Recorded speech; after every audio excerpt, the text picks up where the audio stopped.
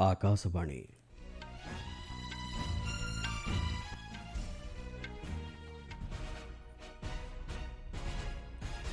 संवाद पढ़ुचंती चंदन घोष। मुख्य संवाद देशर तृतीय सेमिकंडक्टर प्लांट को आज गुजरात रे लोकार्पण कले प्रधानमंत्री। आसंता 20 तारिखर आरंभ हेब संसदर मौसुमी अधिवेशन।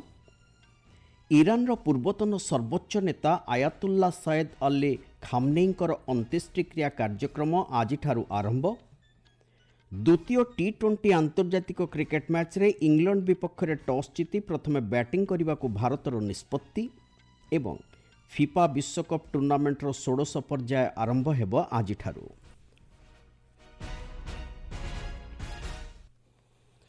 भारतर सेमिकंडक्टर मिशन को एक प्रमुख प्रोत्साहन स्वरूप प्रधानमंत्री नरेंद्र मोदी आज संध्यारे गुजरात गस्त करी सानंद ठारे सेमिकंडक्टर असेंबली एवं परीक्षण केन्द्र उद्घाटन करिसेंति। 7500 कोटी अधिक टंका व्यय निर्मित यह प्रकल्प देशर सेमिकंडक्टर निर्माण क्षेत्र में एक प्रमुख माइलखुंट भाव सब्यस्त हेब बोली कहुଯାଇଛି। ଏହି କେନ୍ଦ୍ରରୁ ବାର୍ଷିକ 5 ବିଲିୟନ ପର୍ଯ୍ୟନ୍ତ ସେମିକଣ୍ଡକ୍ଟର ଚିପ୍ ଉତ୍ପାଦିତ ହେବାର ସୁବିଧା ରହିଛି। ଏହାଦ୍ୱାରା ବିଶ୍ୱସ୍ତରରେ ଏ କ୍ଷେତ୍ରରେ ଦେଖାଦେଉଥିବା କ୍ରମବର୍ଦ୍ଧିଷ୍ଣୁ ଚାହିଦା ପୂର୍ଣ୍ଣ କରିବା ଦିଗରେ ଏହି ସେମିକଣ୍ଡକ୍ଟର ପ୍ରକଳ୍ପ ସଫଳ ହୋଇପାରିବ। ଏହି ଅବସରରେ ଆୟୋଜିତ ଏକ ସମାବେଶରେ ଉଦ୍ବୋଧନ ଦେଇ ଶ୍ରୀ ମୋଦି କହିଛନ୍ତି, ଭାରତ ଯେଉଁ ପ୍ରକଳ୍ପ ଲାଗି ଥରେ ସଂକଳ୍ପବଦ୍ଧ ହୁଏ ତାହାକୁ ସମ୍ପୂର୍ଣ୍ଣ କରିବା ଦିଗରେ ନିଜର ପ୍ରତିବଦ୍ଧତା ପ୍ରତିପାଦିତ କରିଥାଏ ବୋଲି ଆଜିର ଏହି ସେମିକଣ୍ଡକ୍ଟର ପ୍ରକଳ୍ପର ଲୋକାର୍ପଣରୁ ପ୍ରତିଫଳିତ ହେଉଛି। 5 ବର୍ଷ ପୂର୍ବେ ଦେଶକୁ ଏକ ସେମିକଣ୍ଡକ୍ଟର ହବ୍ ରୂପେ ପରିଣତ କରିବା ଲାଗି ସଂକଳ୍ପ ନିଆଯାଇଥିଲା। Make in India O design in India ମନ୍ତ୍ରକୁ ନେଇ ଦେଶ ଏ କ୍ଷେତ୍ରରେ ଅଗ୍ରସର ହୋଇଥିଲା। ଏହାର ଫଳସ୍ୱରୂପ ଆଜି ଚିପ୍ ଉତ୍ପାଦନ ଲାଗି ଦେଶର ତୃତୀୟ ସେମିକଣ୍ଡକ୍ଟର ପ୍ଲାଣ୍ଟ संपूर्ण प्रस्तुत होइछि बोली प्रधानमंत्री श्री मोदी मतव्यक्त କରିଛନ୍ତି। आज का ये कार्यक्रम इस बात का प्रमाण है कि भारत जो ठान लेता है वो करके दिखाता है। 5 साल पहले भारत ने संकल्प लिया था कि देश को सेमी कंडक्टर हब बनाएंगे। हम design in India, make in India के मंत्र को लेकर आगे बढ़े और आज देश के तीसरे सेमीकंडक्टर प्लांट में भी चीप पैकेजिंग का कमर्शियल प्रोडक्शन शुरू हो रहा है। ଏହି ସମାବେଶରେ ଉଦ୍ବୋଧନ ଦେଇ ଇଲେକ୍ଟ୍ରୋନିକ୍ସ ଓ ସୂଚନା ପ୍ରଯୁକ୍ତି ବିଦ୍ୟା ମନ୍ତ୍ରୀ ଅଶ୍ୱିନୀ ବୈଷ୍ଣବ କହିଛନ୍ତି, ଏହି ପ୍ଲାଣ୍ଟରେ ଉତ୍ପାଦିତ ହେବାକୁ ଥିବା ଚିପ୍ସଗୁଡ଼ିକୁ କାର୍, ସ୍କୁଟର ଏବଂ ବିଭିନ୍ନ ଶିଳ୍ପାନୁଷ୍ଠାନରେ ବ୍ୟବହୃତ ହୋଇପାରିବ। ଏତଦ୍ବ୍ୟତୀତ ଭାରତରେ ନିର୍ମିତ ଚିପ୍ସଗୁଡ଼ିକ ଏଣିକି ଜାପାନ, ଆମେରିକା ଏବଂ ୟୁରୋପକୁ ରପ୍ତାନୀ କରାଯିବ। ସେମିକଣ୍ଡକ୍ଟର ପ୍ଲାଣ୍ଟ ଉପରେ ଆଲୋକପାତ କରି ଶ୍ରୀ ବୈଷ୍ଣବ କହିଛନ୍ତି, आज भारत का तीसरा सेमीकंडक्टर प्लांट चालू हो रहा है। माननीय प्रधानमंत्री जी ने 28 फरवरी को पहला प्लांट चालू किया और 31 मार्च को दूसरा प्लांट चालू किया और आज 4 जुलाई को तीसरा प्लांट। जिस तेजी से माननीय प्रधानमंत्री जी ने कैबिनेट में 12 प्लांट अप्रूव किए और 12 प्लांट में से 3 में कॉमर्शियल प्रोडक्शन चालू हुआ, आज दुनिया भर में भारत की सेमीकंडक्टर क्षमता पर एक नया विश्वास उठ खड़ा हुआ है। प्रधानमंत्री नरेंद्र मोदी आज दिनिकिया राजस्थान और गुजरात गस्तरे जाइछन्ति। प्रथमे से राजस्थान गस्त करी 1,06,000 कोटी टंकार ऊर्ध्व मूल्यर विभिन्न विकासमूलक प्रकल्पर शिलान्यास और लोकार्पण करिछन्ति। ଏହି ପ୍ରକଳ୍ପଗୁଡ଼ିକ ମଧ୍ୟରେ ପେଟ୍ରୋକେମିକାଲ୍ସ, ସହରାଞ୍ଚଳ ପରିବହନ, ରେଳ ଏବଂ ସଡ଼କ ଯୋଗାଯୋଗ, ନବୀକରଣୀୟ ଶକ୍ତି ଓ ବିଦ୍ୟୁତ୍ ପରିବହନ ଆଦି କ୍ଷେତ୍ର ଅନ୍ତର୍ଭୁକ୍ତ। जोधपुर विमान बंदरर नूतन टर्मिनाल अट्टालिकाକୁ उद्घाटन କରିବା ପରେ प्रधानमंत्री बाल्तारा जिला अंतर्गत पछपदरा ठारे ग्रीनफिल्ड रिफाइनरी पेट्रोकेमिकाल्स कॉम्प्लेक्स को देश उद्देश्य लोकार्पण କରିଛନ୍ତି। एथिसहित श्री मोदी जयपुर मेट्रो द्वितीय पर्याय प्रकल्पर शिलान्यास କରିଛନ୍ତି।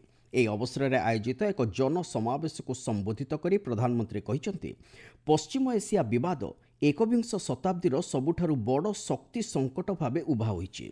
तेबे समयचित निष्पत्ति, कूटनैतिक पदक्षेप एवं जातीय संबलर उपयुक्त परिचालना माध्यमरे भारत एही आह्वान को सफलतार सह मुकाबिला करि पारिछि।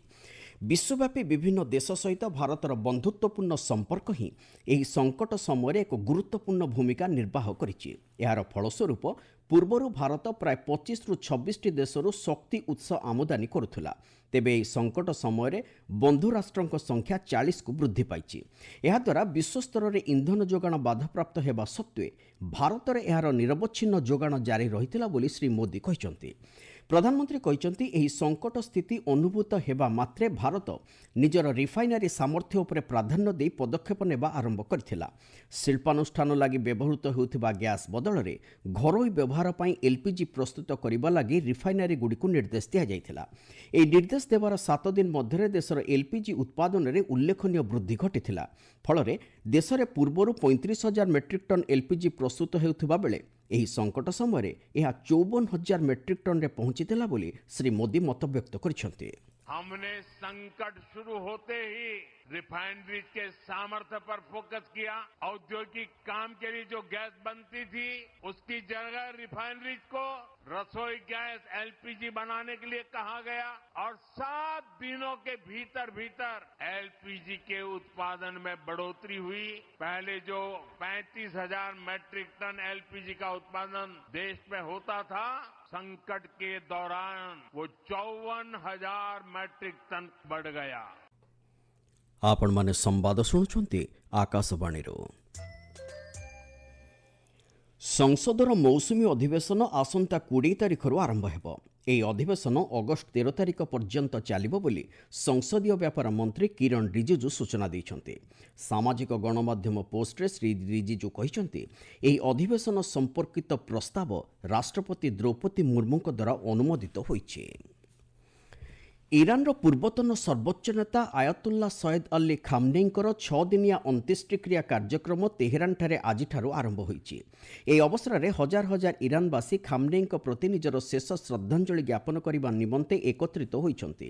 ଏହି ଅବସରରେ ଇରାନର ବରିଷ୍ଠ ନେତୃବୃନ୍ଦ, ସାମରିକ କମାଣ୍ଡର ଏବଂ ବିଦେଶୀ ଅତିଥିଗଣ ଖାମନେଇଙ୍କ ପ୍ରତି ନିଜର ସମ୍ମାନ ପ୍ରଦର୍ଶନ ଲାଗି ତେହେରାନର ଗ୍ରାଣ୍ଡ ମୋସାଲାଠାରେ ଏକତ୍ରିତ ହୋଇଛନ୍ତି। ଭାରତ ପକ୍ଷରୁ ବିହାରର ରାଜ୍ୟପାଳ ଅବସରପ୍ରାପ୍ତ ଲେଫ୍ଟନାଣ୍ଟ ଜେନେରାଲ ସଇଦ ଆତନ ହସନ ଏବଂ ବୈଦେଶିକ ବ୍ୟାପାର ରାଷ୍ଟ୍ରମନ୍ତ୍ରୀ ପବିତ୍ର ମାର୍ଗେରିଟା ଖାମନେଇଙ୍କ ଶେଷକୃତ୍ୟରେ ସାମିଲ ହୋଇଛନ୍ତି। ଏହାଛଡ଼ା ରୁଷ ରାଷ୍ଟ୍ରପତି ଡିମିତ୍ରି ମେଦଭେଦେବ, ଆଫଗାନିସ୍ତାନର କାର୍ଯ୍ୟକାରୀ ବୈଦେଶିକ ମନ୍ତ୍ରୀ ଅମିର ଖାଁ ମୁତ୍ତାକି ଏବଂ ଚୀନର ବରିଷ୍ଠ ପ୍ରତିନିଧି ହେ ୱିଙ୍କ ସମେତ ବିଭିନ୍ନ ଦେଶର ପ୍ରତିନିଧି ଏଥିରେ ସାମିଲ ହୋଇଛନ୍ତି। ଏଠାରେ ସୂଚନା ଦିଆଯାଇପାରେ ଗତ ଫେବୃଆରୀ 28 ତାରିଖରେ ଇରାନ ସହ ଯୁଦ୍ଧ ସମୟରେ ଆମେରିକା ଓ ଇସ୍ରାଏଲ ପକ୍ଷରୁ ହୋଇଥିବା ବିମାନ ଆକ୍ରମଣ ଫଳରେ ଖାମନେଇଙ୍କର ମୃତ୍ୟୁ ହୋଇଥିଲା। ସରକାର ମୂଲ୍ୟ ସ୍ଥିରୀକରଣ ବଫର ଲାଗି ପିଆଜ ସଂଗ୍ରହ ମୂଲ୍ୟରେ 13% ବୃଦ୍ଧି କରିଛନ୍ତି। ଫଳରେ କ୍ୱିଣ୍ଟାଲ ପିଛା ଏହି ଦର 1,875 ଟଙ୍କାରୁ ବୃଦ୍ଧି ପାଇ 2,125 ଟଙ୍କାରେ ପହଞ୍ଚିଛି। ଏହି ନୂତନ ଦର ଆଜିଠାରୁ ଲାଗୁ ହୋଇଛି ବୋଲି ଉପଭୋକ୍ତା ବ୍ୟାପାର, ଖାଦ୍ୟ ଓ ସାଧାରଣ ବଣ୍ଟନ ମନ୍ତ୍ରଣାଳୟ ପକ୍ଷରୁ କୁହାଯାଇଛି। ମନ୍ତ୍ରଣାଳୟ କହିଛି ଏହି ସଂଶୋଧିତ ସଂଗ୍ରହ ଦର ଦ୍ୱାରା ପିଆଜ ଚାଷୀମାନେ ଉପକୃତ ହୋଇପାରିବେ। ଦେଶ ନିର୍ମାଣ କ୍ଷେତ୍ରରେ ଭାରତୀୟ ଖେଳଣା ଉତ୍ପାଦନକାରୀଙ୍କର ଏକ ପ୍ରମୁଖ ଅବଦାନ ରହିଛି ବୋଲି ବାଣିଜ୍ୟ ଓ ଶିଳ୍ପ ମନ୍ତ୍ରୀ ପୀୟୂଷ ଗୋୟଲ କହିଛନ୍ତି। ଆଜି ନୂଆଦିଲ୍ଲୀଠାରେ ଅନୁଷ୍ଠିତ 17ତମ ଖେଳଣା ବିଜ୍ ଆନ୍ତର୍ଜାତିକ B2B ପ୍ରଦର୍ଶନୀରେ ଉଦ୍ବୋଧନ ଦେଇ ସେ ଏହା କହିଛନ୍ତି। ଶ୍ରୀ ଗୋୟଲ କହିଛନ୍ତି ଦେଶକୁ ଏଣିକି ଖେଳଣା ଆମଦାନୀ ହାର ହ୍ରାସ ପାଇବାରେ ଲାଗିଛି। ମେଡ୍ ଇନ୍ ଇଣ୍ଡିଆ ଉତ୍ପାଦଗୁଡ଼ିକ ଘରୋଇ ଖେଳଣା ବଜାରରେ ଏକ ଗୁରୁତ୍ୱପୂର୍ଣ୍ଣ ଭୂମିକା ନିର୍ବାହ କରୁଛନ୍ତି। ଭାରତକୁ ବିଶ୍ୱ ଖେଳଣା ହବ୍ ରୂପେ ଗଢ଼ି ତୋଳିବା ଦିଗରେ ପ୍ରଧାନମନ୍ତ୍ରୀ ନରେନ୍ଦ୍ର ମୋଦିଙ୍କ ଦୃଷ୍ଟିକୋଣକୁ ସଫଳ କରିବା ଲାଗି ମେଡ୍ ଇନ୍ ଇଣ୍ଡିଆ ଏବଂ ଜାତୀୟ ଖେଳଣା କାର୍ଯ୍ୟାନୁଷ୍ଠାନ ଯୋଜନା 2020 କାର୍ଯ୍ୟକାରୀ କରାଯାଇଥିଲା। ଏହାଦ୍ୱାରା ଖେଳଣା ନିର୍ମାଣ କ୍ଷେତ୍ରରେ ରୂପାନ୍ତରୀକରଣ ସମ୍ଭବ ହୋଇଥିଲା ବୋଲି ଶ୍ରୀ ଗୋୟଲ କହିଛନ୍ତି। ଖେଳ ଖବର। ମାଞ୍ଚେଷ୍ଟରରେ ଭାରତ ଏବଂ ଇଂଲଣ୍ଡ ମଧ୍ୟରେ ଦ୍ୱିତୀୟ T20 ଆନ୍ତର୍ଜାତିକ କ୍ରିକେଟ୍ ମ୍ୟାଚ୍ ଜାରି ରହିଛି। ଭାରତ ଟସ୍ ଜିତି ପ୍ରଥମେ ବ୍ୟାଟିଂ କରିବାର ନିଷ୍ପତ୍ତି ନେଇଛି। 5 ମ୍ୟାଚ୍ ବିଶିଷ୍ଟ ଏହି ସିରିଜ୍ର ପ୍ରଥମ ମ୍ୟାଚ୍ ବର୍ଷା ଯୋଗୁଁ ବାତିଲ ହୋଇଥିଲା। ଫିଫା ବିଶ୍ୱକପ୍ ଟୁର୍ଣ୍ଣାମେଣ୍ଟର 16ଶ ପର୍ଯ୍ୟାୟ ଆଜିଠାରୁ ଆରମ୍ଭ ହେବ। ଆଜି ରାତିରେ ଟେକ୍ସାସଠାରେ କାନାଡା ଓ ମରକ୍କୋ ମଧ୍ୟରେ ମୁକାବିଲା ହେବ। ଏହି ମ୍ୟାଚ୍ ଭାରତୀୟ ସମୟ ରାତି 10:30 ଆରମ୍ଭ ହେବ। ସେହିଭଳି ଏହି ପର୍ଯ୍ୟାୟର ଅନ୍ୟ ଏକ ମ୍ୟାଚ୍ରେ ପାରାଗୁଏ ଫ୍ରାନ୍ସକୁ ଭେଟିବ। ଆମେରିକାର ଫିଲାଡେଲଫିଆଠାରେ ଏହି ମ୍ୟାଚ୍ ଭାରତୀୟ ସମୟ ରାତି 2:30 ଆରମ୍ଭ ହେବ। ମୁଖ୍ୟ ସମ୍ବାଦଗୁଡ଼ିକ ପୁଣି ଥରେ। ଦେଶର ତୃତୀୟ ସେମିକଣ୍ଡକ୍ଟର ପ୍ଲାଣ୍ଟକୁ ଆଜି ଗୁଜରାଟରେ ଲୋକାର୍ପଣ କଲେ ପ୍ରଧାନମନ୍ତ୍ରୀ। ଆସନ୍ତା 20 ତାରିଖରୁ ଆରମ୍ଭ ହେବ ସଂସଦର ମୌସୁମୀ ଅଧିବେଶନ। ଇରାନର ପୂର୍ବତନ ସର୍ବୋଚ୍ଚ ନେତା ଆୟତୁଲ୍ଲା ସୟଦ ଅଲ୍ଲୀ ଖାମନେଇଙ୍କର ଅନ୍ତ୍ୟେଷ୍ଟିକ୍ରିୟା କାର୍ଯ୍ୟକ୍ରମ ଆଜିଠାରୁ ଆରମ୍ଭ। ଦ୍ୱିତୀୟ ଟି20 ଆନ୍ତର୍ଜାତିକ କ୍ରିକେଟ୍ ମ୍ୟାଚ୍ରେ ଇଂଲଣ୍ଡ ବିପକ୍ଷରେ ଟସ୍ ଜିତି ପ୍ରଥମେ ବ୍ୟାଟିଂ କରିବାକୁ ଭାରତର ନିଷ୍ପତ୍ତି ଏବଂ ଫିଫା ବିଶ୍ୱକପ୍ ଟୁର୍ଣ୍ଣାମେଣ୍ଟର 16 ପର୍ଯ୍ୟାୟ ଆରମ୍ଭ ହେବ ଆଜିଠାରୁ। ସମ୍ବାଦ ଶେଷ ହେଲା।